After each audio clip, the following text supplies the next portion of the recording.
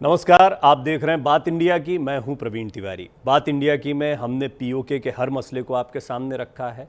जाहिर तौर पर आप ताज़ा अपडेट तो जानना ही चाहते हैं और पीओके की लड़ाई अब कहां पर पहुंची है ये भी आप जानना चाहते हैं। आज पूरी डिटेल में आपको बताएंगे, साथ ही साथ एक्सपर्ट्स आपको बताएंगे कि किस तरीके से ये जो पीओके का पूरा मसला चल रहा है इसमें भारत की भूमिका है। और आज आपने खबर भी सुनी होगी कि जम्मू कश्मीर जो भारत में है वहाँ पर एक आतंकी हमला हुआ है। तो क्या कोई आंच है, कोई बड़ी साजिश यहाँ पर काम कर रही है? इस प्रदर्शन के बहाने कुछ किया जा रहा है, जैसे बहुत से सवाल आपके मन में आ रहे होंगे। प्रदर्शनकारियों ने तो साफ कह दिया है पीओके का पाकिस्तान से कोई लेना देना नहीं है। वो साफ कह चुके हैं कि यहाँ से पाकिस्तानी सेनाओं को विदाई ले लेनी चाहिए। लेकिन बंदूक की नोक पर आज भी पीओके के लोगों को एक तरीके से बंधक बना रखा है, एक तरीके से उनको गुलाम बना रखा है। और असीम मुनीर और उनके जितने सेना के जवान हैं वो इस समय पाकिस्तान ऑक्यूपाइड कश्मीर की जनता को बुरी तरह से दबाने की कोशिश कर रहे हैं। और ये कोशिश बहुत लंबे समय से चलती आ रही है, लेकिन अब ये आंदोलन रुकने वाला नहीं है। इसकी बहुत बड़ी वजह यह है कि पीओके की जनता को समझ में आ गया है कि किस तरीके से पाकिस्तान बुरी तरह से घिरा हुआ है। और आज तक उन्हें वो जितने भी लालच देता रहा है वो सिर्फ पाकिस्तान अपने फ़ायदे के लिए देता रहा है। ये बात भी उनको समझ में आ गई है। हालांकि इसके दोनों पहलू हैं जो समझने जैसे हैं, क्योंकि पीओके की अपनी लड़ाई चल रही है। पीओके के लोगों के मन में क्या है, ये सवाल बार बार उठता है। यहाँ पर पाकिस्तान का पक्ष हमेशा ये आता है कि यह वहाँ का अंदरूनी मामला है। हालांकि अब पाकिस्तान में भी इसको लेकर आवाज़ उठने लगी है, वहाँ के पत्रकार भी इस बात को उठा रहे हैं।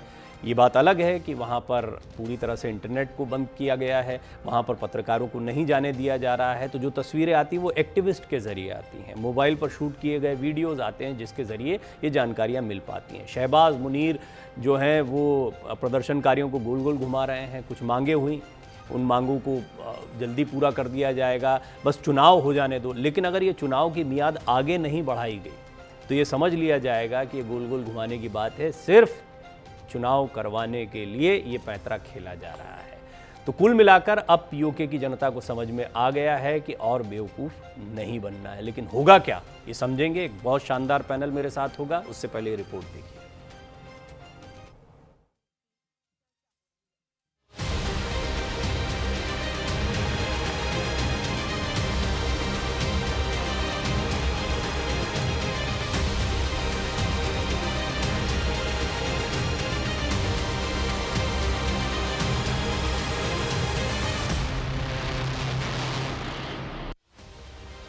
पाकिस्तान अधिकृत कश्मीर में पाकिस्तान के खिलाफ गुस्सा थमता नहीं दिख रहा। सरकार के समझौते के तमाम दावों को जम्मू कश्मीर ज्वाइंट अवामी एक्शन कमेटी यानी जैक ने खारिज कर दिया है। 23 जुलाई को बड़ी शक्ति प्रदर्शन का ऐलान किया गया है। उधर विरोध को दबाने के लिए पाकिस्तान ने इलाकों में हजारों अतिरिक्त सैनिकों और रेंजर्स की तैनाती कर दी है, लेकिन प्रदर्शनकारी पीछे हटने तक को तैयार नहीं। पाकिस्तान अधिकृत कश्मीर यानी पीओके में आंदोलन खत्म होने के बजाय और तेज होता दिख रहा है। सरकार की ओर से समझौते के दावों के बीच जम्मू कश्मीर ज्वाइंट अवामी एक्शन कमेटी यानी जैक ने साफ कर दिया कि सरकार के साथ किसी भी मुद्दे पर कोई सहमति नहीं बनी है। 23 जुलाई पीओके की रिहाई, पीओके में फिर से शक्ति प्रदर्शन की तैयारी। 23 जुलाई को बड़े प्रदर्शन का ऐलान। पाकिस्तान के दावों को प्रदर्शनकारियों ने नकारा। जैक बोला जारी रहेगा विरोध। पीओके में सरकार के खिलाफ मोर्चा जारी। आंदोलनकारियों ने तेज किया संघर्ष। जैक ने लोगों से सड़कों पर उतरने की अपील की। सरकार से कोई सहमति नहीं बनी। जैक के मुख्य सदस्य राजा इखलाक अहमद ने नीलम घाटी के व्यापारियों से बाजार बंद रखने की अपील की है। तो वही संगठन के वरिष्ठ नेता उमर नजीर कश्मीरी ने मीरपुर, मुजफ्फराबाद और पुंछ डिवीजन के लोगों से 23 जुलाई को बड़ी संख्या में प्रदर्शन में शामिल होने के लिए कहा है। जैक का कहना है कि 23 जुलाई आंदोलन का सबसे महत्वपूर्ण दिन होगा और इसी दिन एक बड़ी घोषणा भी की जाएगी। पीओके के प्रदर्शन वाले इलाके मुजफ्फराबाद, मीरपुर, नीलम घाटी, पुंछ। आंदोलन बढ़ता देख पाकिस्तान ने सुरक्षा बलों की तैनाती और बढ़ा दी है। खुफिया रिपोर्ट्स के मुताबिक पीओके और गिलगित बाल्टिस्तान में पहले से करीब 40 से 50 हजार पाकिस्तानी सैनिक मौजूद हैं। हालिया विरोध प्रदर्शनों के बाद पाकिस्तान ने 4000 अतिरिक्त सैनिक और 8000 रेंजर्स भी तैनात किए हैं। मुजफ्फराबाद, रावलकोट और मीर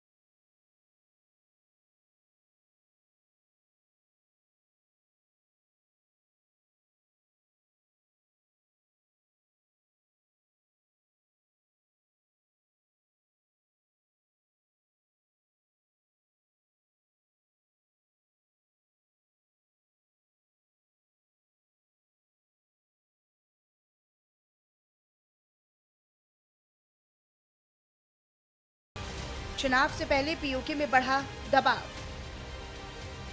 प्रदर्शनकारियों की मौत की जांच की मांग, 5 जून की घटनाओं की जांच की मांग।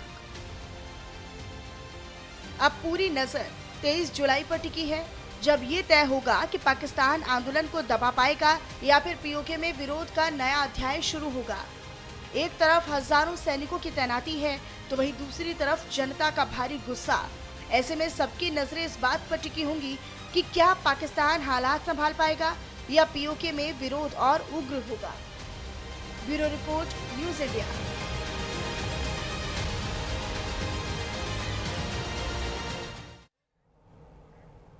23 जुलाई यानी कल का दिन बहुत ही महत्वपूर्ण होने वाला है, क्योंकि एक बड़ा डिसीजन लिया जाएगा। सब साथ में खड़े हुए हैं, ये बात स्पष्ट कर दी गई है। 2-3 बातें हैं, कुछ अंदर की खबरें भी हैं जो पाकिस्तान ऑक्यूपाइड कश्मीर के एक्टिविस्ट जिनसे बातचीत करते हैं उनसे मिली हैं, वो भी मैं आपके साथ साझा करूंगा। पैनल जो हमारे साथ होता है वो जानकारियों से लबरेज है। मेजर जनरल डॉक्टर राजन कोचर हैं डिफेंस एक्सपर्ट के तौर पर, विदेशी मामलों के जानकार हैं डॉक्टर अजिताब, सुहेल अहमद मेरे साथ जुड़ रहे हैं। सुहेल अहमद एक ऐसे कश्मीरी हैं जो कश्मीर की आवाज़, संयुक्त कश्मीर की आवाज़ आप उनको कह सकते हैं, जो पीओके की बात भी आपको बताएंगे। सोहेल काज़मी साहब हैं मेरे साथ, जो वरिष्ठ पत्रकार हैं और जम्मू कश्मीर को बड़े करीब से जानते हैं, दोनों ही जगहों को, पीओके और जम्मू कश्मीर को। जनरल कोचर, अभी एक बात है, और अभी तो सोहेल भाई बैठे ही मेरे साथ, कल लंबी बातचीत उनसे हुई मेरी, और इस बातचीत में उन्होंने एक बात ये बताई है कि चुनाव जो हैं वो अगर जल्दी हो जाते हैं या चुनाव समय पर हो जाते हैं और इन मांगों के पहले, तो ये सिर्फ माना जाएगा कि एक लॉलीपॉप देने की कोशिश हो रही है, और इस पर मानने को तैयार नहीं। कुल मिलाकर पाकिस्तान ने अभी जितनी भी मांगे रखी हैं या जिस तरह का माहौल बनाया, उसका मकसद सिर्फ और सिर्फ ये है कि किसी तरह से यहाँ पर चुनाव हो जाए। कल को कितना अहम मान रहे हैं और इस मांग को आप क्या मानते हैं? तो पाकिस्तान के गले की हड्डी है, वो तो शायद 40 दिन आगे नहीं बढ़ाएगा चुनाव। अनम्यूट करिएगा सर, आवाज नहीं आ रही आपकी।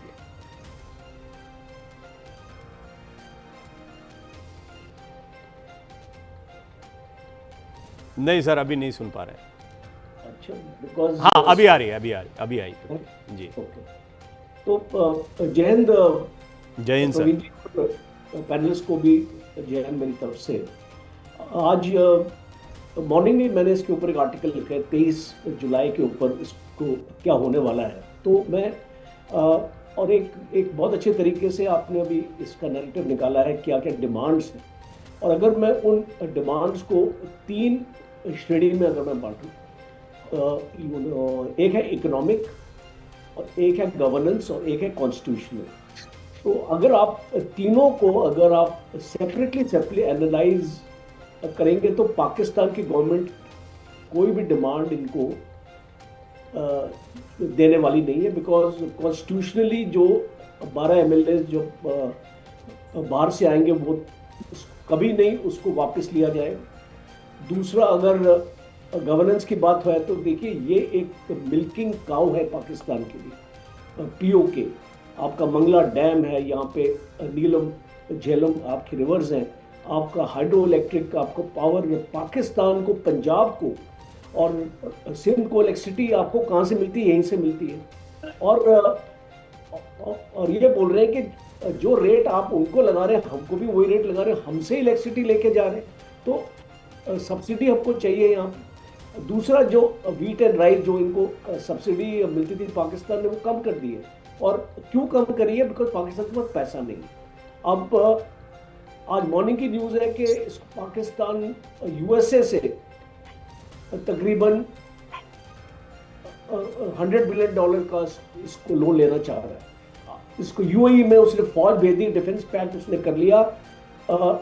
आर्मी फॉर हायर, ये उसका नाम मैंने दिया है Pakistan army. It is an army for hire because उनके पास पैसा नहीं है। उनके पास देने के लिए क्या है? पाकिस्तान आर्मी के सोल्जर्स। कुवैत के साथ डिफेंस पैक्ट कर रहे हैं, उसको वहां पर भी पाकिस्तान आर्मी जाएगी, बिकॉज वहां से तेल चाहिए, एनर्जी चाहिए, कहां से आएगी? पाकिस्तान के पास पैसा नहीं। तो POK में लेट्स बी रियलिस्टिक, पाकिस्तान इनकी डिमांड कैसे पूरी करेगा? तो ये जो इलेक्शंस है आप देखेंगे, ये इलेक्शन होके रहेंगे, बिकॉज यहाँ पे इतनी सारी फौज आ चुकी है। और अगर मैं आपको 3 साल पहले जब पाकिस्तान के इलेक्शन हुए थे, वहाँ पर भी ऐसे ही पाकिस्तान आर्मी ने किया।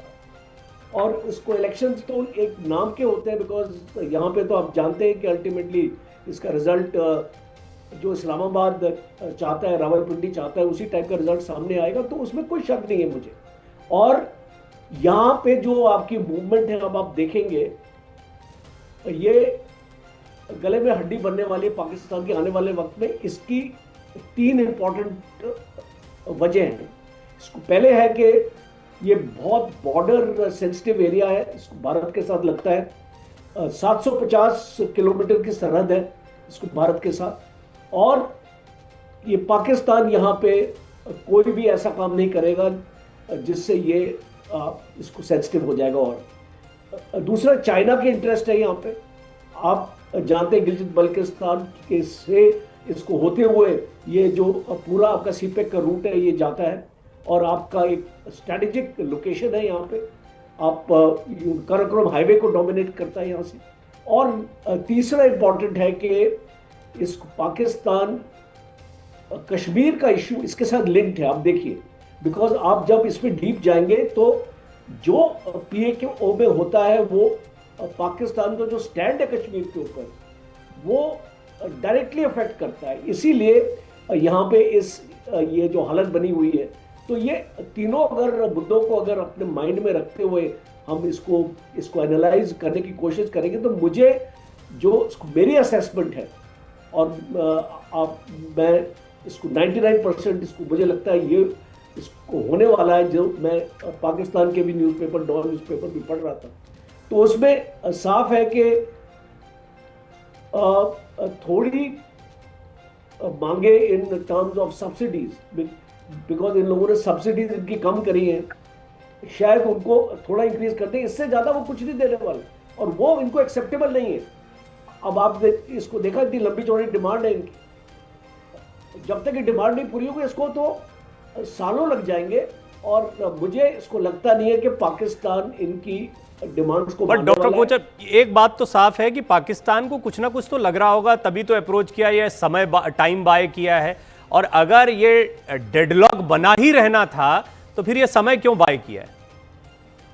देखिए इसलिए बाय किया आपको, जो आपको समझना पड़ेगा कि पाकिस्तान आर्मी को भी तैयारी के लिए टाइम चाहिए था। देखिए आप जब एक इलेक्शन करते हैं तो जब एक एजिटेशन आपके ऊपर आ जाता है और आप नहीं चाहते कि एजिटेशन बढ़े और इसको एस्केलेट हो, तो एक तो इसको एस्केलेट कम करने के लिए एक आपको अपनी इसको तैयारी करनी है। तीसरा जो इनकी डिमांड्स है, देखिए वो कैसे बाय टाइम कर सकते हैं पाकिस्तान की जो गवर्नमेंट है, क्या वो एक्सेप्ट करेंगे इनकी डिमांड? अगर आज एक सिंपल लॉजिक प्रवीण जी मैं आपके सामने रखता हूँ, पीओके की डिमांड एक्सेप्ट होंगी तो बाकी स्टेट भी मांगेंगे, बिकॉज अभी इसको बलूचिस्तान भी बोलेगा कि आपने उनके लिए किया हमारे लिए करो, और वैसे एजुकेशन शुरू हो जाएगी।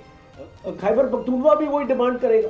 तो पाकिस्तान यहाँ पे बिल्कुल ढिलाई नहीं करेगा, ये इसको मेरा मानना है। जी सोहेल भाई, क्योंकि ये इनपुट आपसे मिला था चुनाव वाला और अभी जनरल कोचर को सुना, तो उन्होंने जो बातें रखी हैं उससे तो बहुत साफ है कि पाकिस्तान ने सिर्फ एक तरीके से बेवकूफ़ बनाया, सीधी सीधी भाषा में, मोटी भाषा में कहूँ तो टाइम बाय कर रहे थे। और ये प्रदर्शनकारी भी इस बात को जानते हैं कि ये तो वो पूरी कर ही नहीं पाएंगे मांग। ये एक बात बताएं, फिर एक और मसला है जिस पर मैं बात करता हूँ बाकी मेहमानों से। जी बहुत बहुत शुक्रिया प्रवीण जी आपका, और सब पैनलिस्ट को मेरी तरफ से अस्सलाम वालेकुम, नमस्ते। प्रवीण जी बिल्कुल डॉक्टर साहब जो जनरल साहब ने बातें कही है, मैं बिल्कुल उनकी बातों से इत्तेफाक रखता हूँ, क्योंकि आज तक ये होता आया जो वादे यहाँ किए गए वो कभी निभाए नहीं गए। आपको जो कल तक इसकी पूरी आपको कॉपी की पूरी कल तक खुल जाएगी। जो बातचीत हुई है आज पूरी पाकिस्तान आर्मी से जो आए वफद आया उससे बातचीत हुई है, उसमें ये निकला है, कुछ उसमें हल तो निकला नहीं, लेकिन बात हुई है कि हमको मतलब अगले 24 से 48 घंटे में इसका डिसीजन लिया जाएगा कि आप जो हमारी जो उन्होंने कहा कि हम आपको जो सीटें हैं, जो 12 सीटों की बात चल उसको 6 पे लेके आएंगे। जो मीटिंग में बातें हुई उसमें वो कहा गया 6 सीटों पे लेके आएंगे, और आपके जितने भी लोग हमने जो मतलब जेएसी के खिलाफ हमने जो बताया था उनको भी वापस देते हैं हम, और जिनके ऊपर भी हमने मतलब जो अरेस्ट किए गए उनको छोड़ा जाएगा और हम यहाँ से सेना बाहर करेंगे। अगर ये वादे जो आज क्या कहा जा रहा है और कल तक पता चल जाएगा, कल शाम तक आपको कि ये सच है कि झूठ है। और उसमें अगर ये, क्योंकि ये तो सीधी बात है, जनरल साहब भी जानते हैं, डॉक्टर साहब भी जानते हैं कि अगर ये वादे वो बोलते हैं हाँ हम मान रहे हैं आपके वादे, तो इसके लिए किसी भी हालत में कम से कम 45 डेज चाहिए इनको इलेक्शन को। तो इलेक्शन ये टाइम पे फिर हो नहीं सकता। वो जो बाकी तैयारी का जो इनको वापस सीटों का जो प्रभाव हुआ है वो उनको करना पड़ेगा। अगर ये नहीं करते, अगर वो इलेक्शन इसी डेट पे करते, तो इस बार जो हमारी जनता वो समझ चुके हैं कि ये हमें बेवकूफ बनाते हैं, क्योंकि ये मीटिंग हो गई है जेएसी के बीच में। यार अगर ऐसा नहीं हुआ तो हम प्रोटेस्ट रुकने वाला नहीं, और जब प्रोटेस्ट कंटिन्यू रहेगा तो इलेक्शन का सवाल ही नहीं आता कि इलेक्शन होगा। आप कितनी भी सेना लाए, क्योंकि कल देखेंगे आप, कल जो प्रोटेस्ट होने जा रहा है वो बहुत बड़ा होगा, क्योंकि वो सब लोग उसमें जुड़ेंगे। कल हमने जो हमारे आज तक जो 50 लोगों को इन्होंने मारा है पाकिस्तान आर्मी ने, पाकिस्तान रेंजर्स ने, वो लोग के लिए भी हमने कल कुरान खानी रखी है। वो कह रहे हैं कि ये तो कुछ ही लोग हैं जो प्रदर्शन कर रहे हैं, बाकी लोग तो वोट करने आएंगे ही आएंगे। पाकिस्तान के पत्रकार ये कहते हैं। नहीं, ऐसा वो पाकिस्तान पत्रकार कहने से क्या, तो है ग्राउंड रियलिटी कुछ और है। वो तो करेंगे ना, वो तो अपने, क्योंकि वो अपने पाकिस्तान, वो तो आसिम मुनीर और शहबाज शरीफ के गुण तो गाएंगे वो लोग, क्योंकि ये लोग है। और यहाँ तो आज तक रिकॉर्ड रहा। आपका टेक क्या है, मतलब चुनाव नहीं होगा आप ऐसा कह रहे हैं, या चुनाव जबरदस्ती होगा जैसा जनरल साहब ने कहा?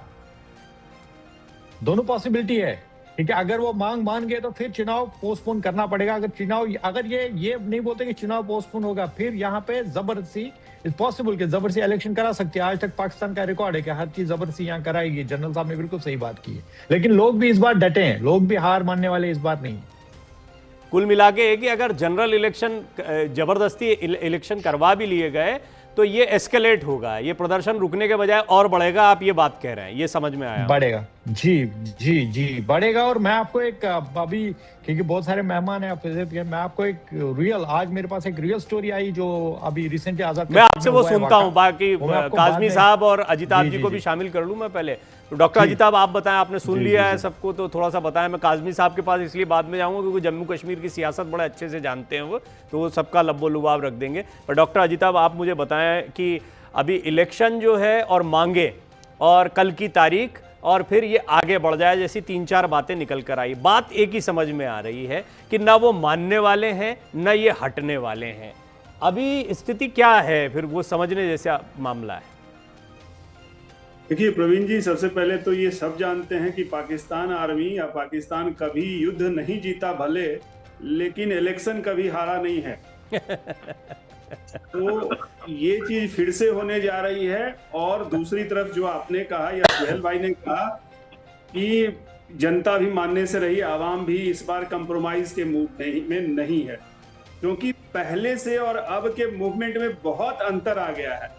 आप देखिए, पहले बेसिक नीड्स की बात होती थी, आटे चावल दाल। अभी जो है ये पूरे खास करके पीओजेके में बहुत ही इमोशनलाइज हो गया है। लोगों के जो स्लोगन है, लोगों की जो मांगे हैं, आप देखिए वो अलग हो गया है। पाकिस्तान में ऐसा कभी नहीं होता था पहले पीओजेके की अगर बात करें तो एक तरफ तो जो आवाम है पीओजेके की वो अब ज्यादा मुखर हो गई है, ज्यादा इमोशनलाइज हो गई है, चार्ज्ड अप है। दूसरी तरफ पाकिस्तान और पाकिस्तान की सरकार और आर्मी के जो अत्याचार हैं वो पहले इस तरह के नहीं होते थे। फोर्स्ड जो आप एक तरह से डिसअपियरेंस हो रहा है, जिस तरह का अत्याचार और मारपीट पाकिस्तान की सेना बर्बरता के साथ वहां कर रही है, ये पहले नहीं था। तो आप देखिए दोनों के पैटर्न में अलगाव है और ये निश्चित रूप से बिखराव की ओर ले जा रहा है। और इसीलिए अब जो लेटेस्ट खबरें आई, जैसे यूनाइटेड नेशंस का ह्यूमन राइट्स के जो भी रिपोर्ट आई है वो क्लियर कट कहता है। दूसरी तरफ आप देख लीजिए, ये सिर्फ पीओजेके में नहीं हो रहा है।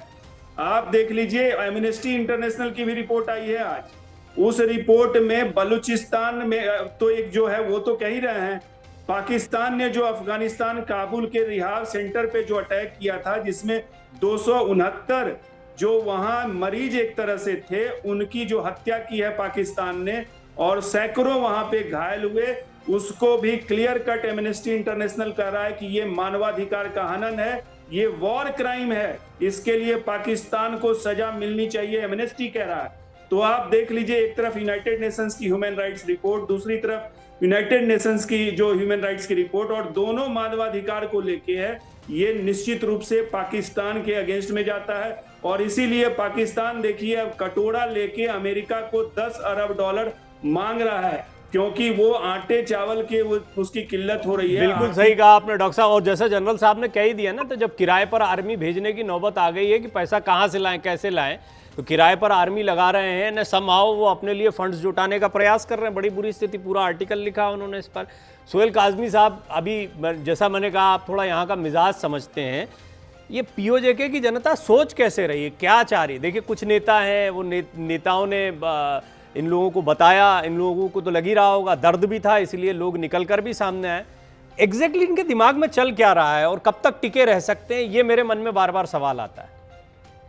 डॉक्टर प्रवीण साहब, पहले तो आपको गुड इवनिंग, और मेरे जितने को पैनलिस्ट हैं उनको भी गुड इवनिंग। दूसरा ये है कि बिल्कुल अजिताभ सर ने बिल्कुल ठीक कहा, जो ये सोच रहे हैं वैसा ही मैं सोच रहा हूं, और वही हकीकत है कि देखिए सुहेल भाई जानते हैं कि वहां ये जो सुप्रेशन है ये शुरू से, जब से वो आजाद जम्मू कश्मीर बना है, हम तो मकबूजा जम्मू कश्मीर में ये कहते हैं, मकबूजा कश्मीर को देख देख के ये फ्रस्ट्रेट होते हैं, भैया हम दोनों अलग अलग हुए और वो कहाँ पहुंच गए और ये कहाँ रह गए, और आज भी आटे और चावल की बात कर रहे हैं, हम यहाँ गंडौलों की बात करते हैं, यहाँ कुछ और चीजों की बात करते हैं। ये फ्रस्ट्रेशन वहां के लोगों में है, लेकिन यह कि सुप्रेशन है, दबे हुए हैं, हमेशा दबाव में रहे कि कोई आप बात नहीं कर सकते, अपनी बात को ऊंचा उठा नहीं सकते, यहाँ तक कि अपना लेजिस्लेटर नहीं आप चुन सकते। लेकिन अभी जो लेटेस्ट इनपुट आई है, जिसकी तरफ सुहेल साहब कह रहे हैं कि 12 में से 6 पे वो एग्री हो रहे हैं कि आपके 6 नुमाइंदे आपके होंगे, जो आज तक कभी वो सुनते ही नहीं थे। नहीं तो वो इम्पोर्टेड होते थे सारे, या कराची से आ जाता था, या रावलपिंडी से, या इस्लामाबाद से। लेकिन जो मेरी सोर्सेज कह रही हैं वो ये कह रही हैं कि 12 में से 6 लेजिस्लेटर अब शायद इनके होंगे।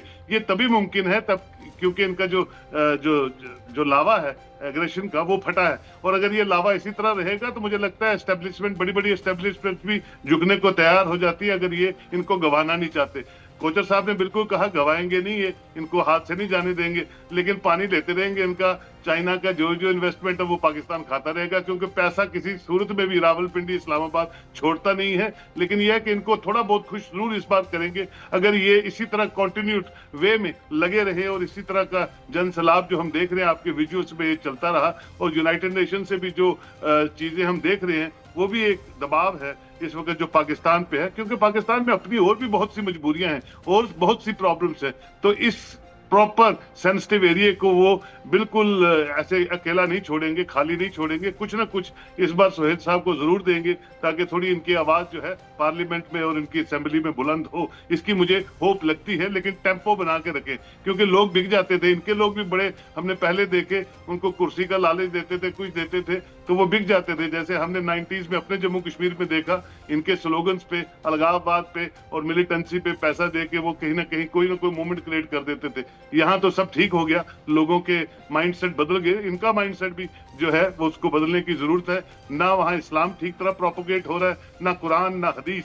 भैया अल्लाह की जात से डरना है तो अल्लाह के निजाम से अपने मुल्क, अपनी रियासत को चलाना है, और ये रेडिकलाइज सिस्टम से नहीं चलेगा। अभी मैं मौलवी पट्रोल, जिसको फजलुर रहमान साहब कहते हैं, लीडर ऑफ अपोजिशन पाकिस्तान, को सुन रहा था एक चैनल पे एक डिबेट में, तो वो बिल्कुल आजकल डिफरेंट ही भाषा बोल रहे हैं। उनका मौलवी पेट्रोल नाम इसलिए पड़ा हुआ है, सोहेल साहब को जानते होंगे कि बेनजीर के टाइम 2 पेट्रोल पंप लिए, नवाज शरीफ के टाइम 2 पेट्रोल पंप लिए, मुशर्रफ के टाइम 2 पेट्रोल पंप ले लिए, तो पाकिस्तान पूरे ने नाम उनका मौलवी पेट्रोल रख दिया, कभी मौलवी डीजल रख दिया। तो ये पाकिस्तान जो है इस वक्त फ्रस्ट्रेट है, चारों तरफ से गिर रहा है, बिल्कुल बलोच भी, गिलगित बल्तिस्तान भी, सिंध भी। ये वाला एंगल और थोड़ा सा समझेंगे, बस अभी विषय को पकड़कर ऐसे रखते हैं कि ये बताइए सुहेल अहमद भाई, ये बताइए कि अगर 12 में से 6 मिल गई तो हो गया मामला, सुलट जाएगा? नहीं, उस पर भी एक्चुअली चल रही है बहस, क्योंकि हमने कहा है इस बार कि ये 6 तो कह रहे हैं, लेकिन हमने कहा कि इनको 4 पे ले आइए आप। बट मान लो बार्गेन में 12 हाँ। ये 6, 5, 4 जो भी हो बार्गेन में, तो इसके मतलब ये अगर हो गया तो ये सबसे बड़ी मांग है सीटों वाली, ये हो गया तो ये नहीं, इसमें बहुत सारी शर्तें, देखिए ऐसा नहीं प्रवीण जी, इसमें बहुत सारी शर्तें रखी गई, यही एक चीज नहीं है। इसमें ये भी कहा गया जो पाकिस्तान आर्मी यहाँ पे है तो उसको भी यहाँ से आपको निकालना पड़ेगा। हाँ, ये तो आपने पहले दिन से इस बात को रखा है, लेकिन उतनी मुखर ये बात नहीं आती। अगर हम ये बात उतनी मुखर रूप से बाहर नहीं आती है। जनरल कोचर आप ये चलता रहेगा। आप देखिए इस बार क्योंकि इस बार पहले के मुकाबले में इस बार बहुत डिफरेंट था। इस बार मैं समझ गया आपकी बात, लोगों में जज्बा है, लोगों में जज्बा है वाले नहीं है, लेकिन जब टाइम लिया जाता है तो उसमें वो भी कर रहे होंगे, वो भी ये सारी चीजों को देख रहे होंगे, आंदोलन को दबाने का प्रयास तो कर ही रहे हैं ना पहले। दोनों तैयारी, लोग भी तैयारी करे। मैं जानता हूं, जैसे जनरल साहब ने कहा कि पाकिस्तान आर्मी उसके लिए तैयारी कर रही है, लेकिन लोग भी अच्छा एक चीज छोटी सी और बताइए सुहेल भाई, एक जो मैं कह रहा था ना, दूसरा मसला मैं बाद में कहूंगा, वो भी अभी पूछ लेता हूं आपसे। आज अनंतनाग में भी एक आतंकी हमला हुआ है और लश्कर तैयबा से तार उसके जुड़े दिखाई दे रहे हैं। इसको कुछ कनेक्ट करते हैं क्या वहां के अनरेस्ट से? यहाँ पर अचानक से आतंकी हमला हो जाता है, एक हेड कांस्टेबल भी शहीद हो गए। बिल्कुल प्रवीण भाई, ये कोई मौका नहीं छोड़ते हैं कि छोटा सा इंसिडेंट भी हो, सीज फायर वायलेशन ही कोई ना हो, वो करें जम्मू कश्मीर की, ताकि पूरा माइंडसेट जो है डाइवर्ट हो जाए, पीओके से हट जाए और इस वाले कश्मीर पे वो फोकस करें कि ना तो हम अपना ये जो पड़ोसी है बदल सकते हैं, ना इनकी नीयत बदल सकते हैं। इनके पास कश्मीर के राग के बिना कोई राग ही नहीं है, ना कोई नहीं। ठीक है, ये आपने कहा, मतलब एक कनेक्शन तो समझ में आता है। सुहेल अहमद भाई, कोई ऐसा इनपुट है क्या? और क्योंकि मैंने इसलिए सुहेल अहमद भाई को मैं इसमें इन्वॉल्व कर रहा हूं क्योंकि कल इनसे पूरा 1 घंटा मिलिटेंसी पे ही बात हुई है कश्मीर पे। कल इन्होंने काफ़ी जानकारियां दी जो मेरे भी दिमाग के कई धागे खुल गए कि जितना डिटेल में इनको पता है चीज़ें, और बाकायदा किताब भी लिख रहे हैं बड़ी डिटेल में। तो सुहेल अहमद भाई, आप बताएं ज़रा, ये लश्कर तैयबा का अचानक से एक आतंकी हमला अनंतनाग में, ये क्या मतलब अलग सी तैयारी चल रही है या कोई कनेक्शन जुड़ता है?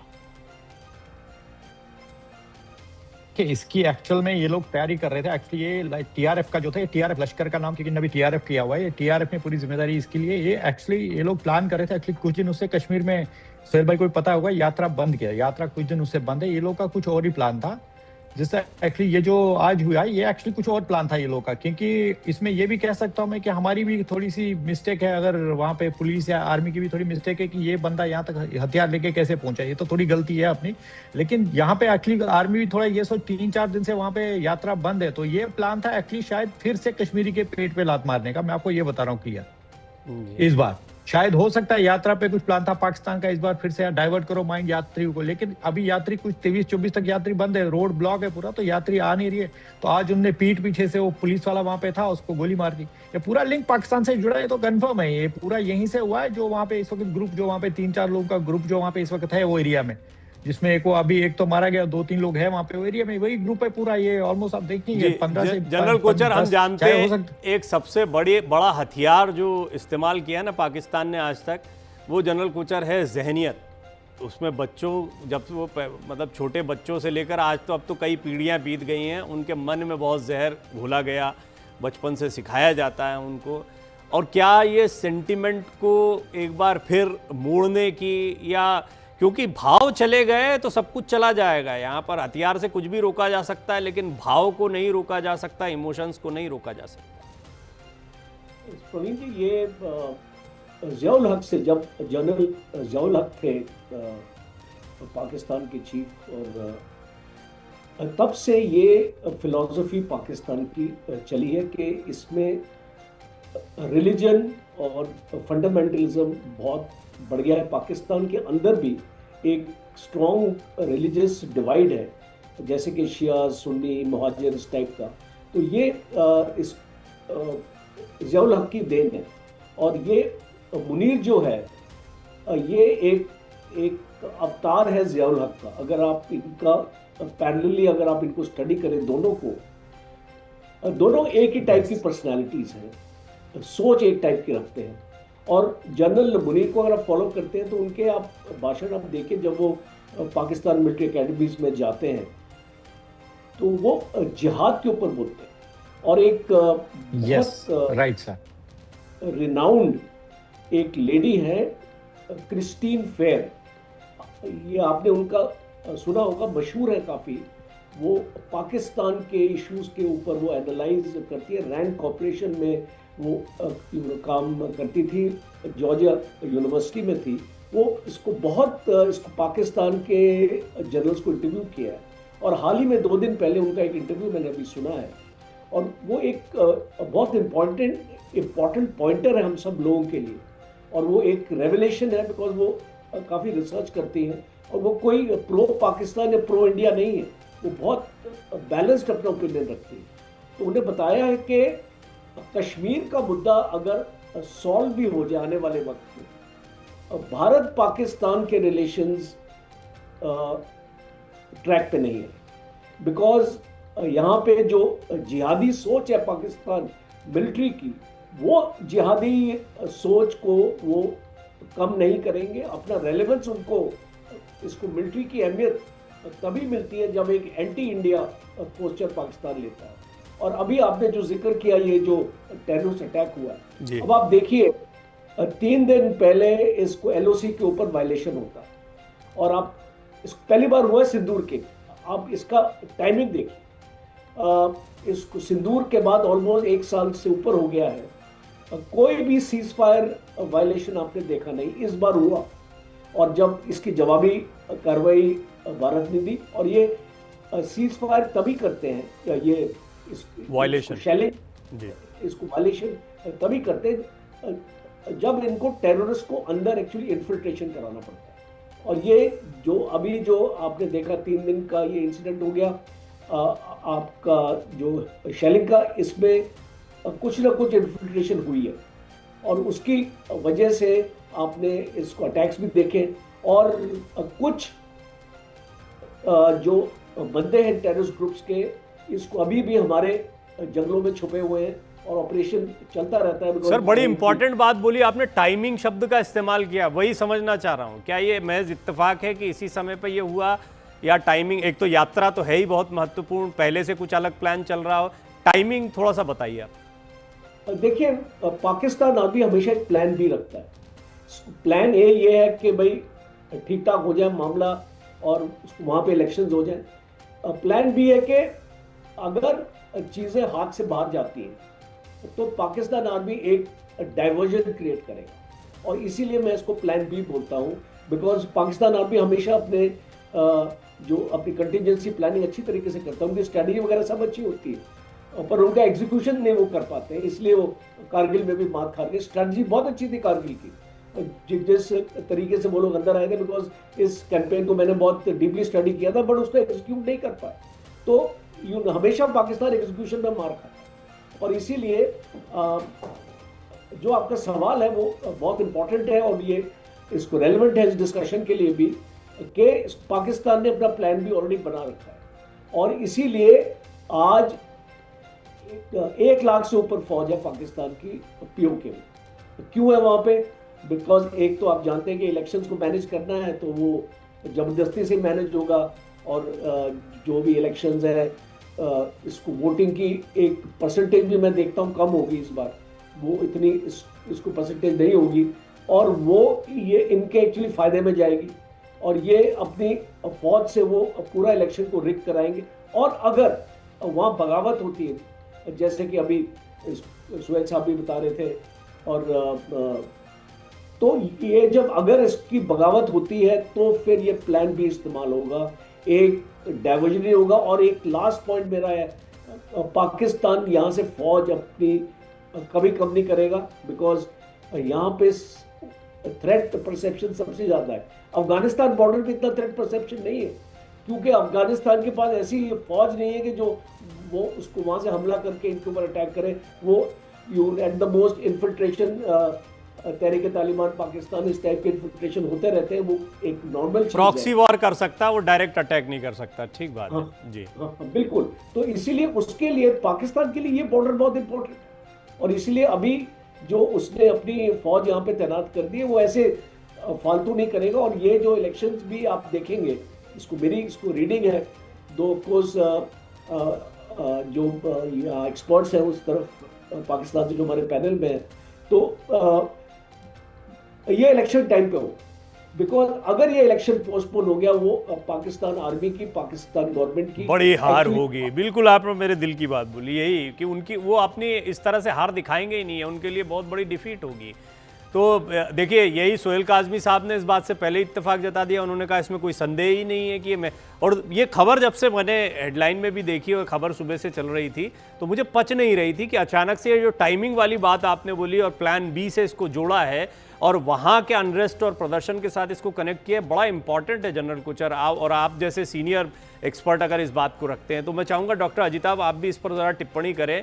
यह महज इत्तेफाक नहीं कि भारत के अनंतनाग में एक आतंकी हमला होता, बड़ी सेंसिटिव जगह है, यात्रा जो है फिलहाल तो रुकी हुई थी, लेकिन यहाँ पर कुछ बड़ा प्लान चल रहा था। ये तैयार हमेशा रहते हैं, लेकिन इनको एक्टिवेट तब किया जाता है जब इनकी आवश्यकता पड़ी। पहले तो आना नहीं चाहिए था, जैसा सुहेल अहमद कह रहे थे, लेकिन ये आए हैं, या यहाँ पर इस तरह की कोई तैयारी थी कि क्या पीओके से ध्यान भटकाने के लिए, पीओके के प्रदर्शन से ध्यान भटकाकर ध्यान को यहाँ डाइवर्ट किया जा रहा है, और यदि हाँ तो कैसे वो ध्यान डाइवर्ट हो? बिल्कुल, देखिए प्रवीण जी, ये पाकिस्तान का इतिहास रहा है, हमेशा इस तरह के प्लान भी जो जनरल साहब ने कहा वो रखता है। ध्यान बटाने के लिए एक तो पाकिस्तानियों का जो इंटरनल उनके पॉलिटिक्स हैं, चाहे मुल्ला हो चाहे मिलिट्री हो, वहां पे एक मत चेंज करने का, ध्यान बटाने की उनकी कोशिश, और दूसरी तरफ जो अंतर्राष्ट्रीय, चूंकि सोशल मीडिया का जमाना है, तो अंतर्राष्ट्रीय रूप से भी नजर, चाहे वो एमनेस्टी हो, यूनाइटेड नेशंस हो, या भारत हो, या और कोई हो, जैसे अभी कनाडा के विदेश मंत्री आए हुए थे, हर तरफ से वो ध्यान बटाने के लिए इस तरह के उपाय हमेशा जुगाड़ में रहता है। तो ये कोई अनएक्सपेक्टेड नहीं था, और ऐसे और वारदातें इलेक्शन से पहले हो ध्यान बटाने के लिए, तो इसमें मुझे कोई आश्चर्य नहीं होगा। लेकिन जो पैटर्न की बात कर रहा था मैं, देखिए आज के डेट में पीओजेके में कश्मीरियत की बात हो रही है, आजादी की बात हो रही है। जो एक तरफ देख लीजिए, ये एथनो कल्चरल जो चेंजेस हुए हैं वो बहुत ही सिग्निफिकेंट हैं। दूसरी तरफ इसमें देखिए यूथ का जो पार्टिसिपेशन है, चाहे उसमें महिलाएं हो, बच्चे हो, यूथ सारे, तो ये इस तरह का जुड़ाव पहले नहीं देखा गया है। और तीसरी बात मैं कहना चाहूंगा कि जो प्रवासी कश्मीरी हैं, जिनको बरगला के पाकिस्तान कभी ना कभी भारत के अगेंस्ट में यूज करता रहा है, यूके में, अमेरिका वगैरह जगहों में, वो आज इस पीओजेके के आंदोलन में बड़े जोर शोर से उठ खड़े हुए हैं, और ये दिखाता है कि कितना बड़ा ये मूवमेंट हो रहा है।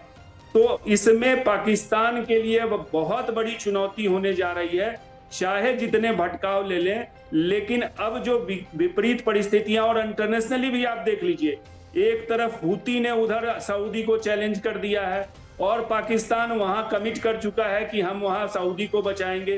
तो इंटरनेशनल लेवल पे भी पाकिस्तान इतना उलझा हुआ है, चाहे वो मीडिएटर का रोल हो, चाहे वो सऊदी में इनके, और अब तो ईरान भी खुल के आ जाएगा। अगर हूती को इन्होंने कुछ किया पाकिस्तान सऊदी ने, तो ईरान अमेरिका पाकिस्तान को छोड़ने वाला नहीं है। तो पहले जो बाहर के हालात हैं और जो अंदरूनी हालात हैं, दोनों दिखाता है कि पाकिस्तान बहुत ज्यादा कमजोर हो रहा है, आर्थिक रूप से भी और कूटनीतिक रूप से भी। ऐसे में कुछ वो इस तरह की वारदात और करें तो इससे हमें बिल्कुल अलर्ट होना होगा। बट ये बड़ा इम्पोर्टेंट पॉइंट है, बड़ा इम्पोर्टेंट पॉइंट है। सुहेल अहमद जी, आप मुझे बताएं थोड़ा सा, आप क्योंकि इसको बहुत अच्छे से जानते हैं। अभी जनरल साहब ने जो कनेक्ट किया इसको, या जो मेरा भी ऐसा ही मानना है, और इसी आशंका से तो मैंने ये प्रश्न भी पूछा था। लेकिन क्या ये बिल्कुल इंटरकनेक्टेड है कि पीओके में जो कुछ चल रहा है उससे ध्यान हटाने की कोशिश है भारत के अनंतनाग में हुआ आतंकी हमला, और यदि हाँ तो ये कैसे संभव है? देखिए, क्योंकि वो जनरल साहब ने बिल्कुल सही कहा, क्योंकि ये अक्सर कोशिश रहती है पाकिस्तान आर्मी की, पाकिस्तान जो है उनकी अक्सर कोशिश रहती है कैसे भी हम लोग करके कश्मीर को, कि कश्मीर जो कश्मीर है, कश्मीर में हम कैसे भी करके आतंकवादी टेररिस्ट घुसाए। और अभी वो लोगों को मालूम था कि इस वक्त पीओके में इलेक्शन से, और इस वक्त आज मैं खुल के बोल रहा हूँ, आज मैं आजाद कश्मीर नहीं बोलूंगा, आज मैं कहूंगा पीओजेके। क्यों? क्योंकि आज मेरा दिल एक्चुअली बहुत दुखी है। मैं क्लियर पीओजेके कह रहा हूँ, क्योंकि आज मैं आजाद कश्मीर बिल्कुल नहीं कहूंगा, क्योंकि वो चीज है नहीं यहाँ पे। मैं आज रोया हूँ, जब मैं कोई बात कर रहा था ये बंदे से, वो रोया हूँ मैं किसी भाई से बोल के, क्योंकि जो खौफ का माहौल पाकिस्तान आर्मी ने हमारे यहाँ रखा है पीओजेके में, वो अब बर्दाश्त से बाहर हो चुका है। क्योंकि रिसेंटली आप देखेंगे इधर एक फायरिंग हुई थी, रावलाकोट में फायरिंग हुई थी कुछ टाइम पहले। जब रावलाकोट में फायरिंग हुई थी, वहां एक नौजवान को गोली लगी, उसको गोली आर पार गोली चली गई थी। तो उसको जब रावलाकोट नियर बाय हॉस्पिटल में ले गए, तो वहां पे हॉस्पिटल में ले जाने के बाद उसको डॉक्टर ने बोला नहीं, इसको बड़े हॉस्पिटल ले जाना पड़ेगा, यहाँ पे हम इसका नहीं कर सकते इलाज। तो उसको इस्लामाबाद ले जाया गया। इस्लामाबाद जैसे उसका भाई ऑटो ड्राइवर है, ऑटो चलाता है, अब मैं नाम यहाँ इसलिए नहीं लो क्योंकि उनको क्या पता कल कुछ कर भी दे पाकिस्तान आर्मी। ऐसा हाल है कि जैसे उनको वहां से ऑटो ड्राइवर लेके गया, उनको जैसे उनको इस्लामाबाद पहुंचाया गया, इस्लामाबाद जैसे वो हॉस्पिटल में पहुंचे, उनको वहां से हिरासत में लिया गया। तो उसी टाइम उनको एक गोली लगी, एक और ऑटो ड्राइवर हिरासत में ले जाया गया। करीबन 17 दिन वहां पे जेल में रखने के बाद उसको, एक जख्मी है, एक को हिरासत, 17 दिन जेल में रखने के बाद उसको उन्होंने कहा भाई मुझे क्यों, आपने किस जुर्म में मुझे बंद किया? मुझे तो किससे कोई लेना देना नहीं, ना तो मैं कोई चीज का कोई प्रोटेक्ट ना किसी में। उसको कहा गया ठीक है, हम शिनाख्ती परेड करके आपको बताएंगे आप किस जुर्म में इन्वॉल्व थे। जब अब शिनाख्ती परेड हुआ, शिनाख्ती परेड में उस लड़के को 26 नवंबर 2024 के केस में बंद किया गया, जब कि वो उस टाइम पे कभी इस्लामाबाद, वहां रावलपिंडी कभी गया ही नहीं है। वो केस में उसको बंद किया गया जेल में, और जेल में बंद करने के बाद उसको बोला गया, सीधा उसको आर्मी ने कहा अगर तुमने अपनी जुबान खोली, अपना मुंह खोला हमारे खिलाफ, तो हम तुझे जान से मार देंगे। क्योंकि वो कहते हैं ना, गोलियों से जख्म भर सकते हैं, लेकिन जब इंसाफ को कैद कर दिया जाए तो पूरी नस्लें उसका बोझ उठाती है। पीओके के लोग आज सिर्फ इतना पूछ रहे हैं, क्या उनकी आवाज कोई सुन रहा है? कोई नहीं सुन रहा है, क्योंकि वहां जो अब पीओके ने डिसाइड किया, हम हमारी आवाज अब कोई सुने ना सुने, लेकिन हम इस बार आवाज लोगों को सुनाएंगे। और ये आप देखेंगे बहुत जल्दी, ऊपर वाले ने चाहा, इंशाल्लाह ऊपर वाले ने चाहा, हम साथ में बैठ के पूरा पीओजेके एक होगा, और उसके लिए हम लड़ रहे हैं, हम लड़ते रहेंगे, हम एक साथ, अब बहुत जल्दी हम एक साथ रहेंगे। और ये चीज जो कही बिल्कुल, क्योंकि ये लोग इतने, काजमी साहब है, डॉक्टर साहब है, जनरल साहब है, बहुत एक्सपीरियंस लोग हैं, इनको सब कुछ पता है कि हमारे साथ हुआ क्या क्या है और अभी भी हो रहा है। ये हमारी मतलब दर्द भरी कहानियां हैं। और कब तक हम खौफ में जिएंगे? कब तक हमारे बच्चों को ऐसे आप केसों में डाल के अंदर ले, फिर उनको मजबूर करोगे आप दहशतगर्द बने, आतंकवादी बनने पे, उनको कश्मीर भेजोगे जी, बोलोगे तुम कश्मीर जाओ, वहां पे जहाद लड़ो। क्या हम इसलिए बने? अब नहीं। और अभी मैं पीओके, मैंने सारे लोगों को, ये अब नहीं तो फिर कभी नहीं हो सकता। अगर इस बार हम एक नहीं हुए तो फिर कभी नहीं हो सकता, क्योंकि लास्ट इस बार लोग जाग चुके हैं। आप देखेंगे इसका रिजल्ट भी आएगा, हाँ देर से सही, लेकिन इस बार के जो प्रोटेस्ट है इसका रिजल्ट बहुत अच्छा आएगा, और हम सब साथ में एक दिन रहेंगे। जी, गॉट इट। लेकिन जनरल कोचर, अभी अनंतनाग वाले हमले को, ये एक ऐसा नहीं कि इन सब के बीच में कोई खबर आकर चली गई की तरह लिया जाए, ये बहुत बड़ी खबर है। हमारे एक हेड कांस्टेबल शहीद हुए हैं, लेकिन ये बात सिर्फ एक शहादत की नहीं है। बात ये है कि आपने कहा सीज फायर का उल्लंघन हुआ है और ऑपरेशन सिंदूर के बाद ये पहला अवसर है। भारत के पास अब क्या अवसर रहते हैं और भारत की अप्रोच क्या होनी चाहिए, क्या रह सकती है आपकी एनालिसिस के मुताबिक? देखिए, मैं ये आपके सवाल को दो पार्ट्स में बांटूंगा, एक शॉर्ट टर्म और एक लॉन्ग टर्म।